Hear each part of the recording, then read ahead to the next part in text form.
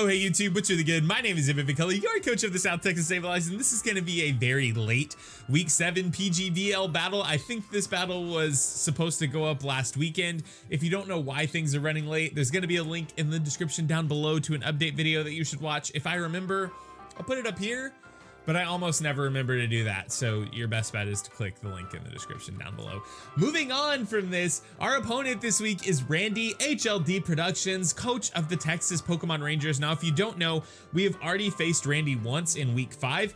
Week 6 was a forfeit week, just to sort of preface that. That's why there hasn't been a PGBL battle up in what seems like infinity. So in Week 5 versus Randy, we actually had a pretty convincing 4-0 win. Now, Randy himself will tell you that the person who wins the first match, whenever there's a rematch, that person is at a disadvantage, because I'm gonna come in thinking that, hey, my sets were great, I could use similar sets and probably do the same thing, whereas he gets to adjust his entire game plan and entire thought process while building his team and while in battle. So we're here to dispel that myth. We're gonna hit him hard and not fast, because our team is pretty slow, but we're gonna hit him hard and have some bulk to go along with it. So let's just talk about the teams that we're each bringing, and then we're gonna post commentate this battle, because that's what we do here on the Vivid Color channel these days. We post commentate, but at least it looks pretty. All right, so Randy is actually bringing the exact same team that he brought Week 5. He's gonna bring the Mew, the Hariyama, the Cofagrigus, the Alolan Ninetales, the Araquanid, and the Thunderous Incarnate. I think that's what the I stands for. This is the exact same team he brought. I'm assuming some of the sets are different. I'm assuming his game plan is different, but it's composed of the same group of Pokemon. And every week I've faced him, I've just been super afraid of Mega Camera-upped and Trick Room, and that just hasn't happened yet. Now, in contrast, the team we brought this week is drastically different. And by drastically different, I mean we brought the Tangrowth instead of the Toxapex. So the squad I bring you this week is Cloyster, Tangrowth, Sylveon, Jirachi, Hydreigon, and Mega Heracross. It's very similar to the team I brought Week 5. Some of the sets have changed, some of the EV spreads have changed, but it is a very similar team and a very similar game plan. That being said, let's just jump into this battle, and we're gonna talk about how I plan on decimating the Texas Pokemon Rangers. Let's do this. Come on, we're gonna post commentate this. That's what we do now. Let's do it. Now, I would like to point out that I've watched this battle, I think, once since it originally happened, so I'm gonna be reacting to it just as much as you are. This is now our reacts channel. This isn't post commentary. This is post-game reaction. I know I led Cloyster because we actually led Cloyster in Week 5 against his Thunderous. Now, this Cloyster set is different because the last time it was Choice Scarf specifically to take out the Thunderous. This time it's Focus Sash. So we go into Jirachi, he predicts that, goes for a Shadow Ball, gets off a hefty chunk of damage, and I'm in a spot where I can either switch out and take damage on something else, or I can stay in, assume I'm faster because I know he probably doesn't give himself max speed, and go for a U-turn, which is what I do. Now, if he had been max speed there and we were at a speed tie, probably not the best situation to be in. So I'm gonna U-turn out into, I believe, Hydreigon, just because I know I can take a Shadow Ball. Now, if this thing has Dazzling Gleam or Moonblast, I'm not sure which one it gets or if it gets both. If it has a Fairy type attack, it can ruin my life, but I'm gonna go ahead and assume that even if he has those, I can come in and get off an attack, or what I'm gonna do here is double. Now, this is not a Scarfed Hydreigon. I believe he even was packing a Fairy move this week. We just bluffed. So I know he's gonna switch out into Hariyama because it's a really good switch. So I just double out into my Sylveon here, and or Faye, the beautiful, beautiful Faye. Now, this is where I start like maybe doing too much. I predicted him to go for Heavy Slam, so I went for Protect to scout that. He actually switches out into his Araquanid, which is not the worst situation for me. It's also just not the best. So we go for a Protect, it's null. We go for a Wish here to maybe get some health back. You know, Sylveon is, I think this set specifically is like a Calm Mind Wish Pass set. So we're here, we take a Liquidation, and now we're just gonna recover up some health. And now after this turn, you see I'm stuttering, I don't know exactly what I'm doing. After this turn, I'm gonna dip out and go on to Mega Heracross, because my Mega Heracross, I believe, I was opting to bluff Rock Blast here, which I thought would make him switch. Now he goes for Soak, which is really interesting because that means he can Toxic my Jirachi, he can Toxic my Toxapex, so it's Soak Toxic. And I'm pretty sure that's why he brought it. So we're gonna stay in, we're gonna Mega Evolve and go for the knockoff because I assumed he had to switch out. Now, I did not have Rock Blast, but I was actually just trying to bluff it by bringing in the Mega Heracross. So we're gonna Mega Evolve here, go for knockoff, get rid of this thing's, I believe, Wiki Berry. It's one of the berries that cures 50% health once you drop below 25%. We'll see. Which one is it? we get Mummy. Also, fun fact, when he soaked me, I was in normal Heracross. It was the Wiki Bear. When he soaked me, I was normal Heracross. When I Mega Evolve, I regained Bug Fighting type, which I thought was really dope. Now here, I'm gonna go ahead and go into a substitute. I always sub up predicting Will-O-Wisp against this thing, and typically it just goes for Trick Room. I'm behind a sub. I have 0 reasons to switch out. So I'm just gonna go ahead and click knock off again, hoping that we can actually do enough damage to knock this thing out. It is very low at this point, but Cofagrigus is so bulky, so we stay in. We're gonna click knock off, and it drops him to an annoying amount of HP. It's like a sliver. I can no longer stay in. I need my Mega Heracross pretty healthy. I don't want to take Shadow Ball damage, so we're just gonna dip out and go out into Ghidorah. If I've learned anything, it's that Cofagrigus can't do much of anything to Ghidorah. I mean, he could have set up Toxic Spikes or something, but he goes for Hidden Power here, and now I can pretty realistically predict this to be Hidden Power Flying. And here's where I make one of my first over predictions of the game. I kind of expected him to dip. I don't know why I expected him to preserve this thing. Randy doesn't often preserve Death Fodder. So we just switch out for no reason. Our Ghidorah is holding a Z Crystal, would have taken 0 from the knockoff, lost no items, and instead I switch into Tangrowth and lose my Assault Vest and eat up a Hidden Power Flying. It was just not a good play. We use Giga Drain to gain back exactly 1 HP. 1. I'm good at this game, I promise. Okay. Twisted Mitch would return to normal. He's gonna go out into his Alolan Ninetales now. This thing terrifies me. I should have probably played against it better. Now, I know he has the option to set up a Roarvel here.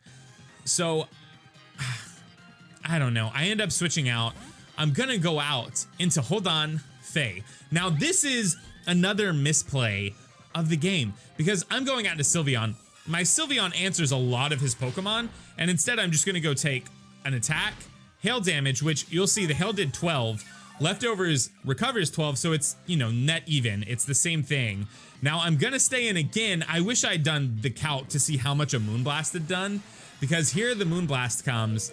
We're at 12 HP, which means hail is gonna be exactly enough to knock us out. I go for the wish, which means whatever comes in next is gonna pretty much go up to full health, but I lose Sylveon in the process, and this is, I think, one of the first really big misplays of the game. So we're down Sylveon. Sylveon checked a lot of his team, especially at a higher amount of health, and we're out into Jirachi. Now, he withdraws, which ends up setting him up later in the game for a really good play. So we're gonna stay in with our Jirachi. We're just gonna set up Stealth Rocks, predicting him to withdraw. Now, at this time, I think I had misunderstood Alolan Ninetales speed tier. I thought it was the same thing as Ninetales and Jirachi, and Ninetales were speed tied. That's not the case. Alolan Ninetales is base 109. So we get up our Stealth Rocks. We're gonna gain the Wish and go up to full HP after leftovers. We're in against the Mew. I know I outspeeded, or at least I'm pretty sure I do. If I don't outspeed it, I won a speed tie earlier. We're gonna go for the Iron Head because Jirachi likes to use Iron Head and flinch things, and we're actually gonna get the flinch. And now this Mew is pretty much dead to me. I can do whatever I want. And this, I think, is probably like another line I shouldn't have taken. I should have just gone for Iron Head, but instead I'm going to go for the U-turn here because there realistically wasn't much that I could switch out into that he didn't have an answer for. So we're going to go into U-turn, which gives him switch initiative, surprisingly, which is just not, it's not the best. Don't go for U-turn or Volt Switch on something that you're going to kill unless you have a Pokemon that's really hard for your team to switch into. I go on to Cloyster here thinking this thing isn't the easiest to switch into, but then he just proves me wrong by switching out into Hariyama. I can no longer stay in. Cloyster still has a really important purpose, and that purpose is to take down the Thundurus. Other than that, it can late game sweep if I ever happen to get a Shell Smash off. So we're gonna go out into Tangrowth here, who takes on Hariyama reasonably well. Watch this close combat damage. That's not bad. We can live another one of those. For some reason, I predicted him to switch out here, and I just go right out into Jirachi, which is, I think, the second biggest, like, not the second. This is the first biggest misplay of the game. Like, I could have just stayed with Tangrowth and gone for a Giga Drain, got health back, and then definitely lived another hit.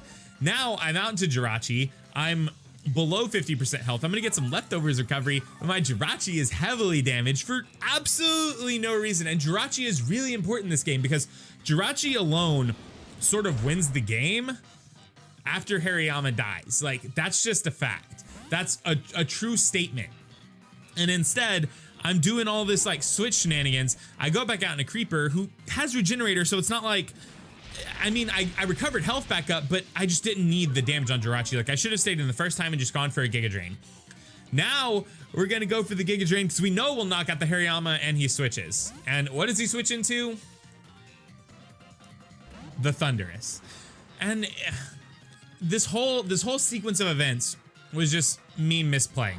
I wanted to get tricksy and be like, yeah, I'm gonna do some like quadruple switches, and I'm like doing equations in my head. I'm trying to solve this mathematical problem, and I failed.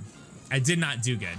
I stay in because I know I can live a hit against this thing, and then it turns out that I can't because I don't have my assault vest. In my head, I forgot that I'd let my assault vest get knocked off for no reason, and it was not the best thing. So now I'm gonna go out into Cloister because I know I can at least revenge kill this thing.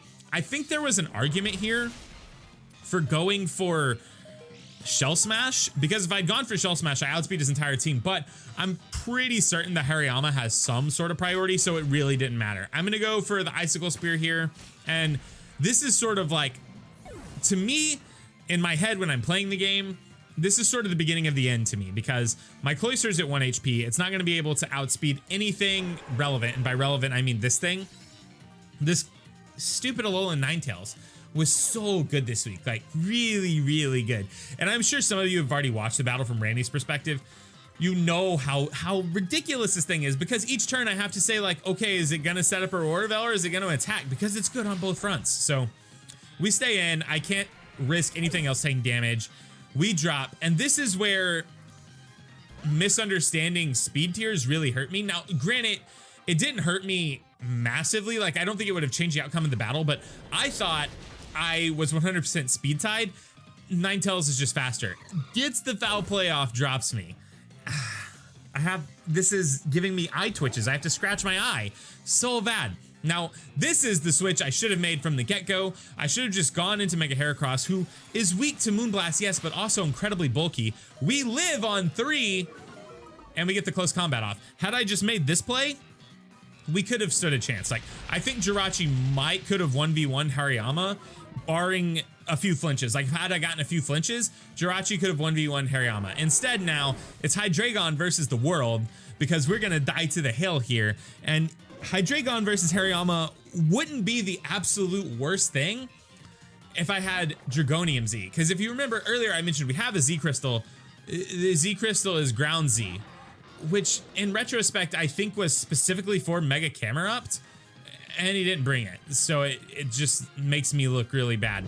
We go for the Dark Pulse here, knowing that if we get a couple flinches, we can wreck this thing. We get a crit, we don't get the flinch, but I know I'm gonna kill it with another Dark Pulse. So now, it's up to Z Earth Power to kill Hariyama, because this thing's gonna, after Hail, this thing will die to another Dark Pulse. I know that. Even after the crit, like, even taking the critical hit and leftovers into damage, into consideration, it will die to another Dark Pulse. So we're gonna Dark Pulse.